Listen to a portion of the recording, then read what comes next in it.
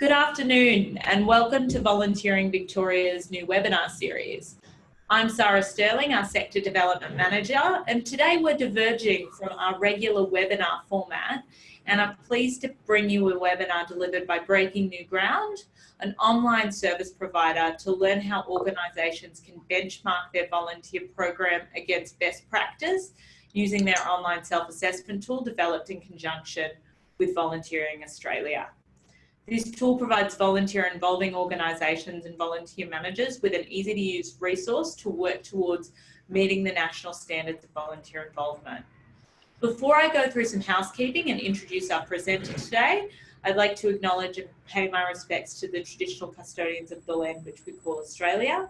Though we're likely logging on from all different parts of Australia, I'd like to pay my respects to elders past, present and future from traditional custodians all across the country. So just a few housekeeping notes before I introduce our guest. In the interest of all other listeners, you should have arrived on mute, but please keep yourself on mute throughout the webinar. There is a public chat box which will send messages or hellos to participants. Feel free to introduce yourself, but if you have a question, we'd ask that you submit it through the Q&A box at the bottom of your screen and we'll raise it with the presenter at the end of the webinar. If you're having technical troubles, and bear in mind, Quinton has kindly shared his screen with us, so you should be able to see the tool as he'll walk us through it.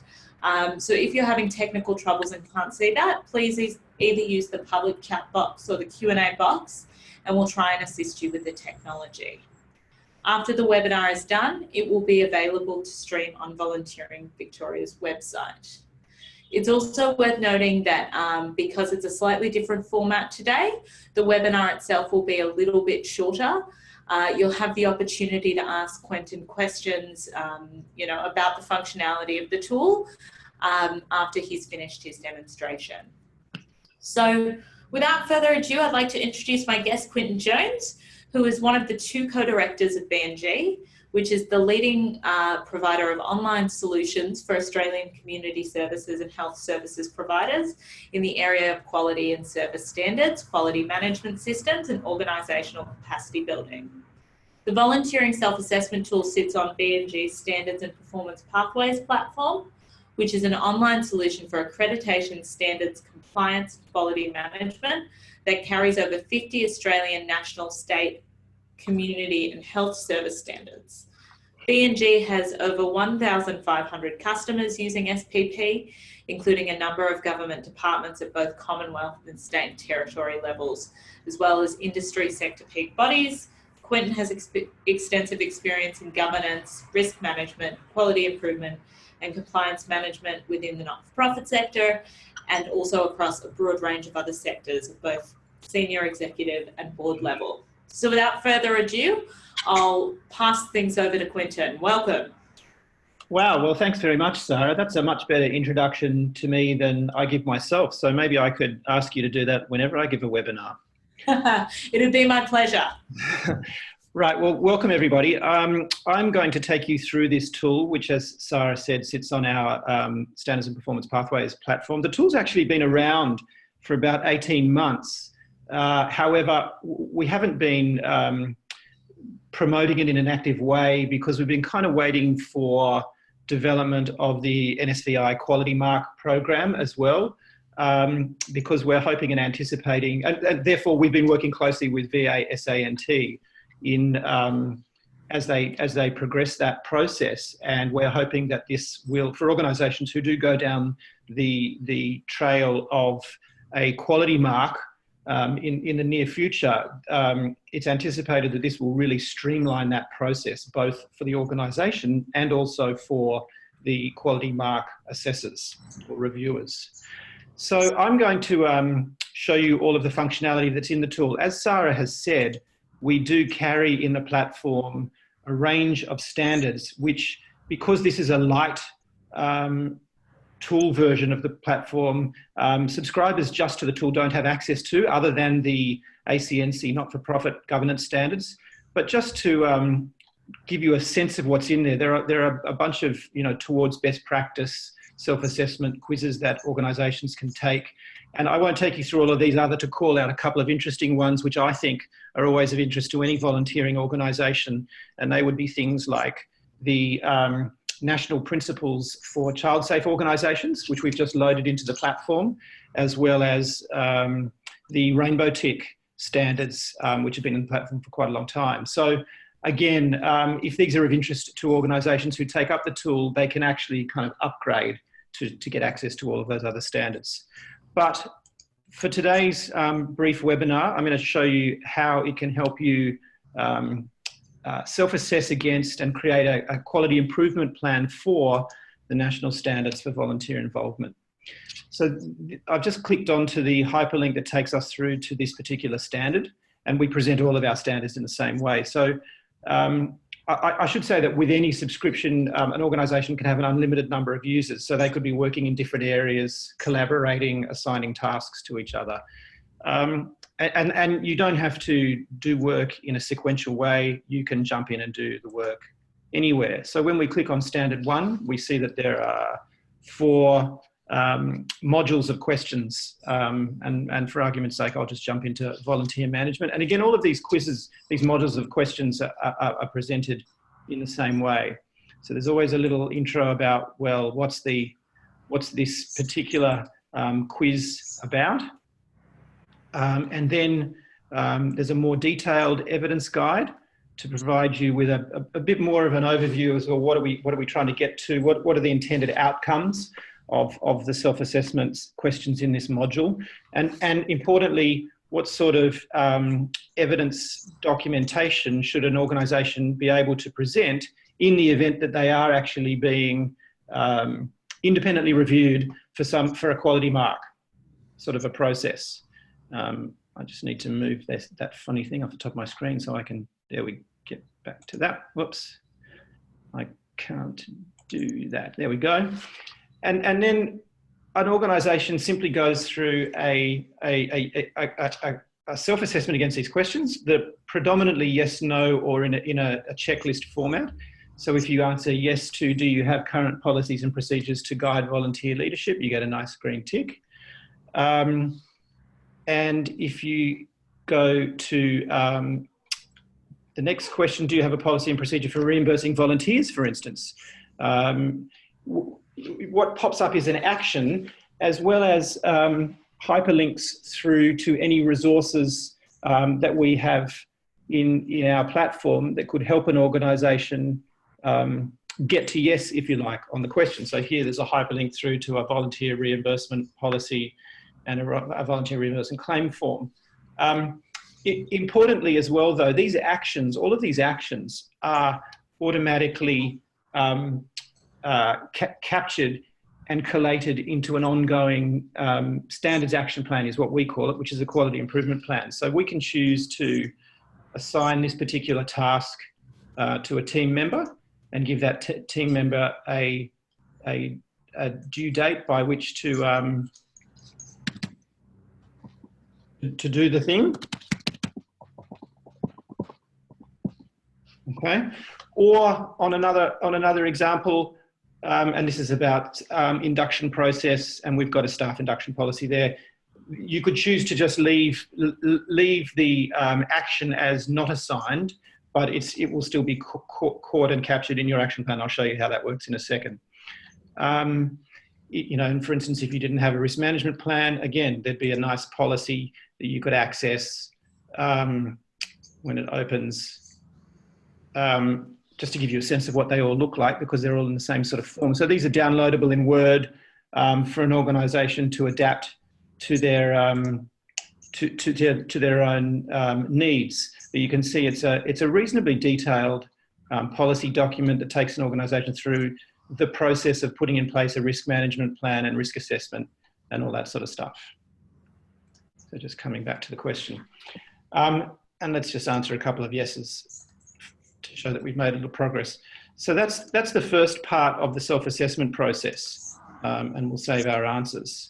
The next part, and again, specifically for external review, but in any event, in order to report to an executive committee or a board, it's about being able to provide evidence that backs up your answers to these questions. And how we do that is by clicking on the link evidence button, which will take us to this documents tab, which I'll show you in more detail in a sec. But just while we're here in the assessment, we click on link evidence, and we can choose to link specific documents from our, and these don't really relate to the quiz we're in because they're just dummies, but for argument's sake, we'll just link them.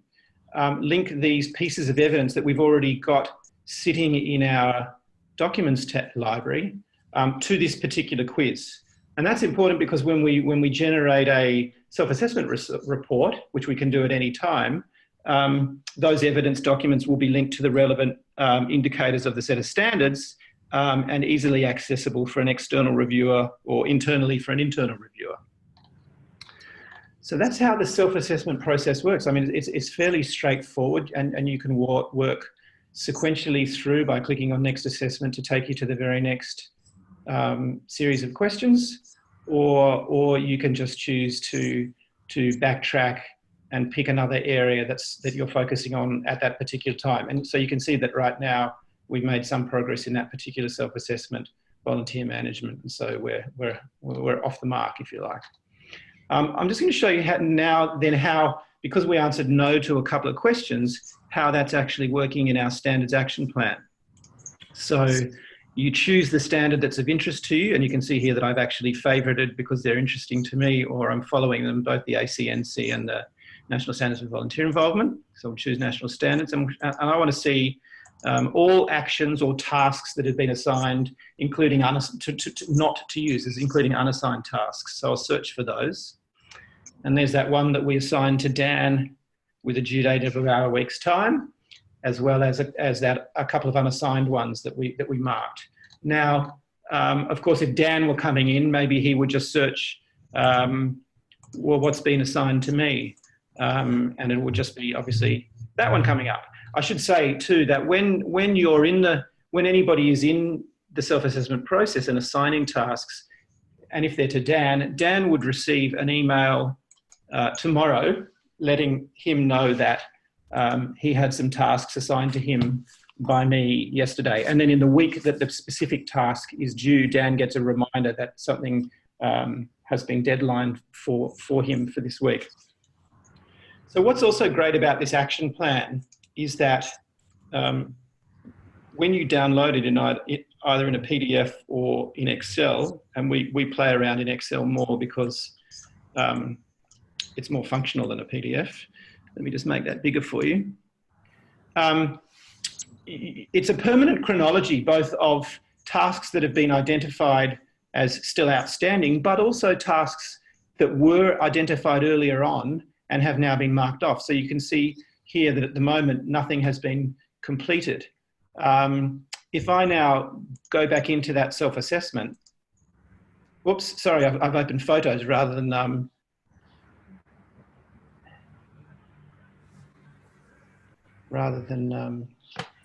I've just lost my,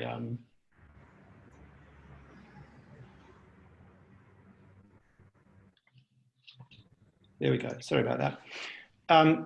If we come back into this and Dan says, okay, well, I've now marked this item as complete. So I'm going to complete that action and it disappears from the dashboard. If we re-download that Excel sheet, you'll see that it's still there and it's now been marked off as yes. So it is a nice permanent chronology, and I won't go in now to the additional functionality that if you were a reviewer member of your team, you could custom assign tasks, which would also appear here. And then obviously, you know, you can add filters to the column headers very quickly and say, okay, well, show me only the tasks that have not been completed at this point, and that will get rid of all the ones that are complete and so forth. So it becomes a pretty functional, ongoing chronology of which reviewers love to see, I should say, because it gives them a real sense of how the organisation has been working and collaborating over time in progressing towards compliance with a set of standards. So that's what's happening on the Standards Action Plan tab. In the Documents tab, the use of this varies from organisation to organisation. Many organisations are actually using this as their central point of truth for all of their quality improvement and standards compliance documentation. So they have a protocol across their organisation that this is where the most current documents always reside and should reside. However, others have, and you can see we have an example here, others have a SharePoint in their existing document management process, and therefore they just link or file here in the document library SharePoint links to those documents on their server. It can be managed either way, and of course wherever those documents have been linked, there's a record of those linkages here in this section. And again, this record of documents is downloadable so that you can filter it by, you know, last updated or number of assessments that it's linked to and all that sort of stuff. The next couple of tabs are registers for organisations to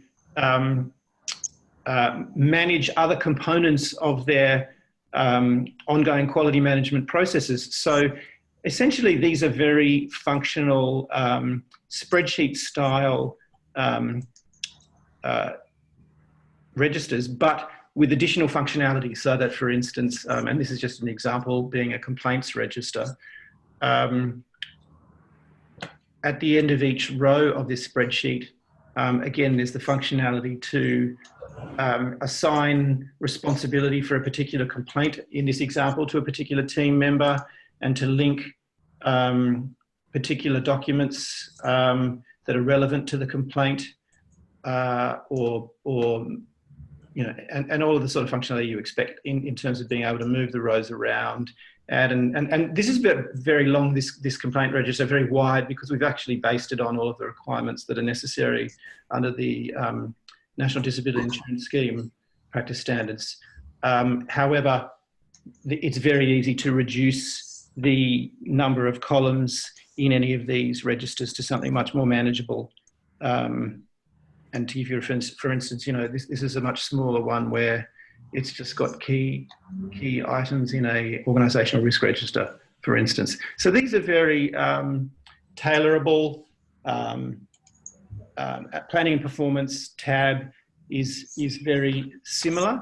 You know, we could create a quality improvement or staff performance type register, and again have that ability to be monitoring it in terms of responsibility for each line item, as well as being linking documents that are all filed in that document tab, linking documents to particular rows or items that are being monitored. Finally, across the top here, the last tab is the reading room, where there's really a wealth of resources to help organisations, not only in volunteer management, but really from A to Z of organisational practices and process improvements. So I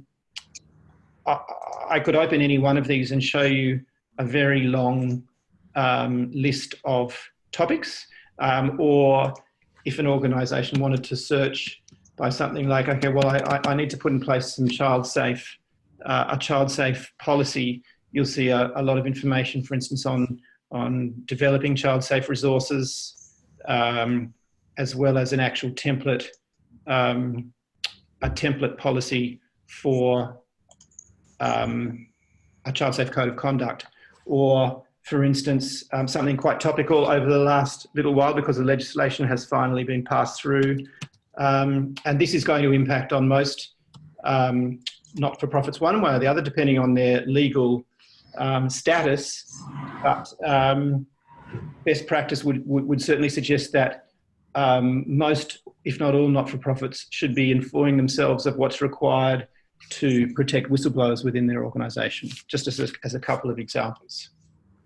Or in fact, you know, if the organisation needed some help in how should I go about putting in place a well-structured and communicated across the organisation complaints management program, We've got a wealth of stuff there that you can see, even down to the level of acknowledgement letters, template acknowledgement letters to send to complainants, as well as internal reports on the complaints.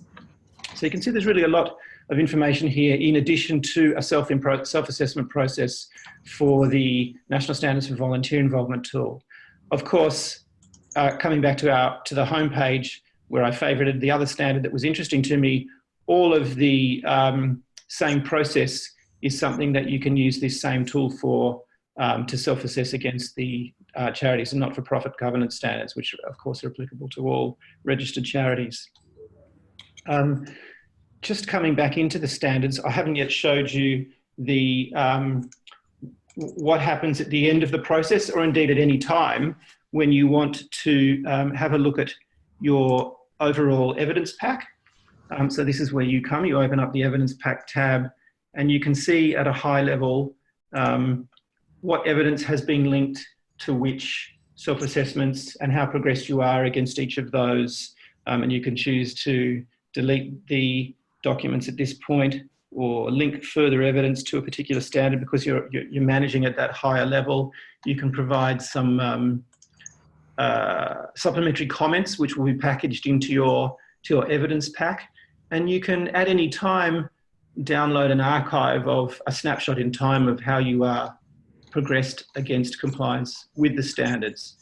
The other thing you can do is generate a standards specific report that really presents it back, and this is, of course, is again going to be very helpful for the quality mark process, presents all of the self-assessments back to the particular indicators of the, in this case, the National Standards for Volunteer Involvement. So you can see here that for an internal reviewer or for the person responsible for self-assessing before presenting for a quality mark process, you can see at this high level how or at the summary level basically at the end of the process, where you're up to. You can click straight through to the linked resources that are relevant to these specific indicators and satisfy yourself as to being ready to hand that all over for a quality mark review process, or go back to the evidence pack and adjust the evidence that you're going to be linking through to those self-assessments.